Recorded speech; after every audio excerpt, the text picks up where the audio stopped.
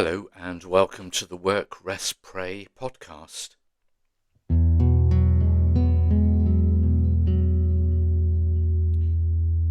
History repeats itself. Has to. No one listens.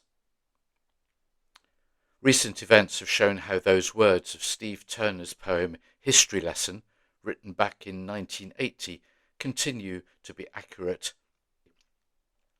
Whether it was by the hands, words or actions of individuals, or the blindness, complicities and covering up by organisations, thousands of people have been subjected to abuse by perpetrators who went unchallenged and unreported.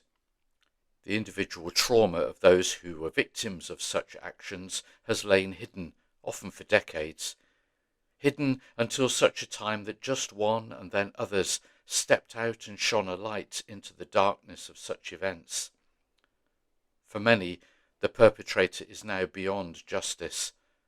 For some who carried out such actions, they received appropriate legal punishment and often the total dismantling of their public and private reputation. Those who turned a blind eye have also paid a price, although others not so. Over the years, I've met many people who suffered abuse of some form. Some talked about it. I know people who know those affected by the current and most recent revelations in the Church of England.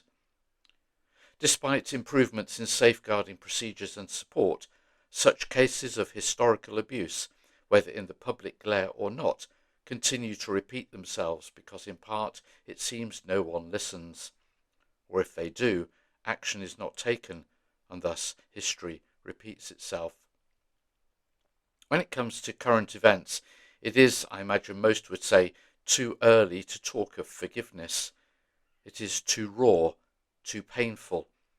Indeed, I imagine some would say that forgiveness, whether that be of perpetrator or organisation, is simply not possible, such is the damage and long-lasting effects. Yet we say, forgive our sins as we forgive those who sin against us. But it's often not as simple as that. To forgive and to ask for forgiveness are challenging areas of life and faith. The writer Christopher Cook offers this helpful insight.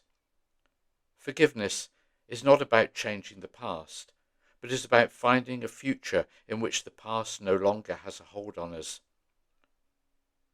May that be our prayer for those affected by current and past events, and our own personal striving to forgive and to seek forgiveness.